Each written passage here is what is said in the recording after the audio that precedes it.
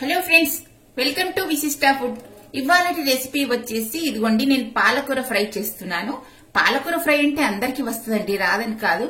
కానీ కొంతమంది కొంచెం అటు ఇటు కొంచెం అంటే కొంతమంది ఒకటి వేస్తారు, ఒకటి వేయరు. ఇది వేస్తే బాగుంటది, అది వేస్తే బాగుంటది అంట. కానీ ఇలా చేస్తే బాగుంటదని నేను అనుకుంటున్నాను. ఎందుకంటే పాలకూర ఫ్రై అందరికీ వస్తుందండి, రాదని కాదు. ఓహో ఇది వేయాలా, ఇది వేస్తే బాగుంటదా అని చెప్పేసి ఒక్కొక్కరు అనుకుంటుంటారు. అందుకోసం అని చెప్పేసి నేను పాలకూర ఫ్రై ఇప్పుడు ఎలా చేయాలో చూపిస్తున్నాను. ఇదిగోండి, ఒక 4 కట్టలు తీసుకున్న పాలకూర. పెద్ద కట్ట అయితే, పెద్ద సైజు కట్ట అయితే ఒకటైతే సరిపోతుంది. అంటే ఇప్పుడు నేను తీసుకునే క్వాంటిటీని బట్టి చెప్తున్నాను. మీ ఇష్టం, మీకు ఎంత కావాలంటే అంత తీసుకోండి. ఇదిగోండి, చిన్న చిన్నగా కట్ చేసుకుని శుభ్రంగా 1కి 2 సార్లు బాగా కొంచెం ఉప్పు వేసి కడిగాను ఇదంతా. ఎందుకంటే ఉప్పు వేస్తే వాళ్ళు పౌడర్లు మందులు అవన్నీ చల్లుతారు కదా ఆకుకూరల పైన, కొంచెం పోతుందని చెప్పేసి కాస్త ఉప్పు వేసి కడిగేశాను. ఒక 2-3 సార్లు బాగా శుభ్రంగా కడుక్కోవాలి. చెత్త మట్టి అది ఇది ఉంటది కదా, శుభ్రంగా కడుక్కొని ఇలా పెట్టుకున్నాను పాలకూరను. ఇదిగోండి, చిన్న చిన్నగా కట్ చేసుకోవాలి. ఇక దీనికి కావలసినవి ఇదిగోండి, ఇక్కడ నేను ఇదిగోండి మెంతికూర తీసుకున్నాను. సన్నగా తరుక్కున్న వెల్లుల్లి ఎక్కువనే తీసుకున్నాను, కావాలని తీసుకున్నాను. ఎక్కువ వేసుకుంటే చాలా బాగుంటది టేస్ట్.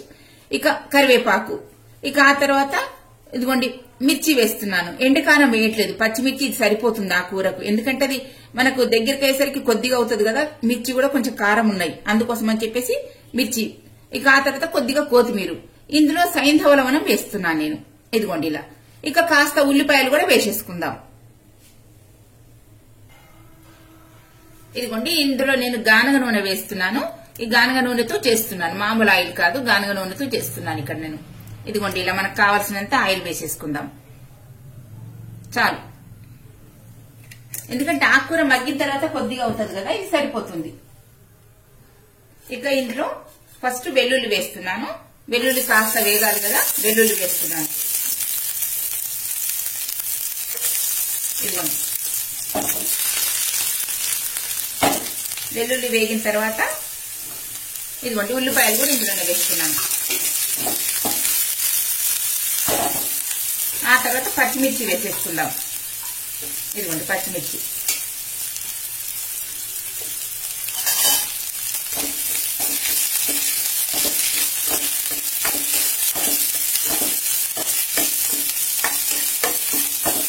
ఇక ఇందులోనే మెంతికూర కూడా వేస్తున్నానండి. మెంతికూర ఆయిల్లో మగ్గనివ్వాలి, అప్పుడే చేదు వాసన అనేది పోతుంది.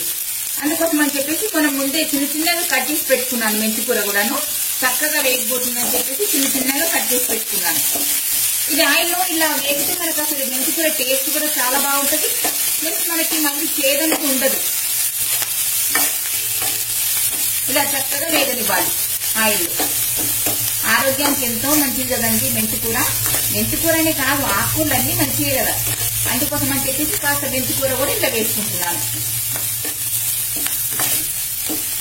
ఇదిగోండి, ఒకవేళ మెంతికూర లేకుండా పర్వాలేదు, మామూలుగా చేసేసుకోవచ్చు.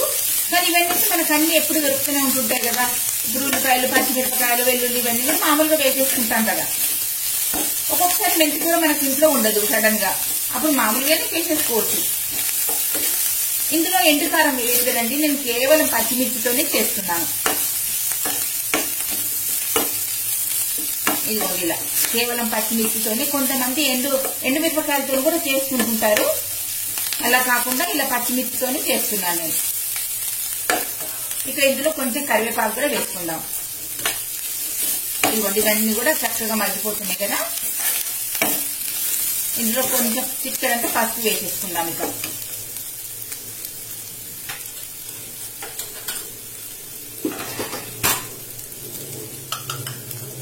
ఇదిగోండి పసుపు చాలు.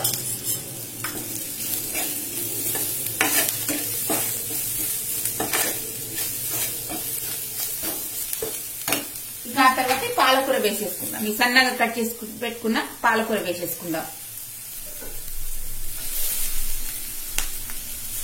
ఇలా మనం సన్నగా కట్ చేసుకున్నాం అనుకోండి, తొందరగా అయిపోతుంది. ఎందుకంటే ఇది సన్నగా కట్ అవుతుంది కదా, ఇంకా తొందరగా వేగిపోతుంది మనకి. ఎప్పుడైనా ఆకుకూరలు శుభ్రంగా కడుక్కునేటప్పుడు కాస్త మనం ఉప్పు వేసుకొని కడుక్కోవాలండి. అందులో ఏమైనా క్రిములు ఉన్నా ఏదైనా ఉన్నా కూడా మనకు ఉప్పుతో పాటు వెళ్ళిపోతాయి. అందుకోసం అని చెప్పేసి అలా చేసుకోవాలి.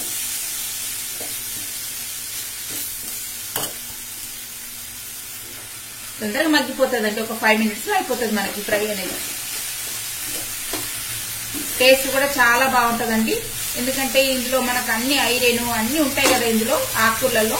అందుకోసం ఆకుకూరలు తప్పనిసరిగా రోజు మార్చి రోజైనా తప్పనిసరిగా తినాలి. వారానికి 2-3 సార్లు అయితే తప్పనిసరిగా తినాలండి.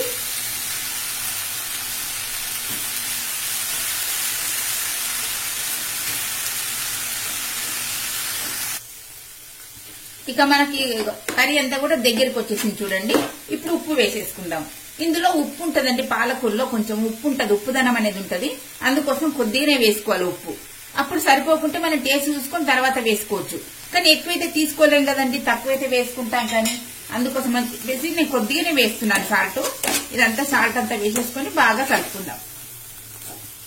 ఇంకొక 2-3 minutes అయితే ఇప్పుడు మన కర్రీ రెడీ అయిపోయినట్టే చూడండి. పాలకూర, మెంతికూర ఇలా వేసుకొని మన టేస్టీగా ఉంటదండి. మనకు తినడానికి కూడా చాలా బాగుంటది పాలకూర ఫ్రై అనేది. ఇదిగోండి ఒక 2-3 minutes వరకు మళ్ళీ కాస్త మూత పెట్టేసి మగ్గించుకుందాం. ఇక ఆల్మోస్ట్ అయిపోయినట్టేనండి. ఒకసారి మూత తీసి చూద్దాము. ఇదిగోండి అంతా మనకు దగ్గరకు వచ్చేసి చూడండి ఆ పాలకూర ఫ్రై. ఇక దింపే ముందు కాస్త కొత్తిమీర వేసేసుకుంటే సరిపోతుంది.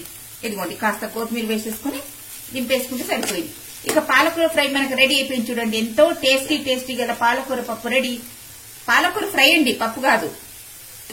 ఓకే ఫ్రెండ్స్, మా వీడియో నచ్చినట్టయితే మీరు లైక్ చేయండి, షేర్ చేయండి, సబ్స్క్రైబ్ చేయండి. మరి ఇంకో ఛానల్ కూడా ఉందండి, సుశీల టైలర్, దాన్ని కూడా తప్పనిసరిగా చూడండి. Thank you.